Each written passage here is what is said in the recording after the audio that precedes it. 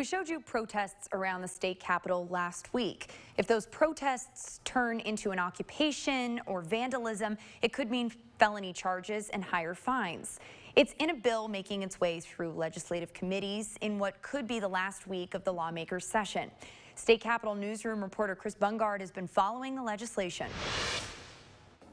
It's a bill pushed by the Speaker of the Tennessee House aimed at keeping Capitol Hill protests peaceful.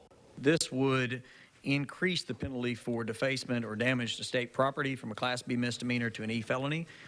Without protesters who have been on Tennessee's Capitol Hill demanding action on racial injustices and police brutality, there would be no such bill upping penalties for what could happen at the demonstrations. One lawmaker raised a question about who the protesters are. With the peaceful rallies that have been taking place, it's been out-of-state provocateurs coming down and causing damage to discredit the rallies. Knoxville Representative Rick Staples asked House Majority Leader William Lamberth if those out-of-state protesters can be prosecuted. And if they are charged with a felony, it is a much greater likelihood that we can get them transported back to Tennessee to face prosecution.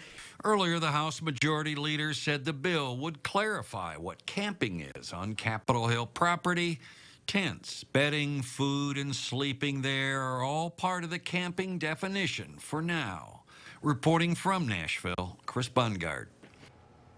Protests also touched other parts of Nashville over the weekend, and now some business owners are upset, not about the protests, but more about what didn't happen to those protesters and what did happen to them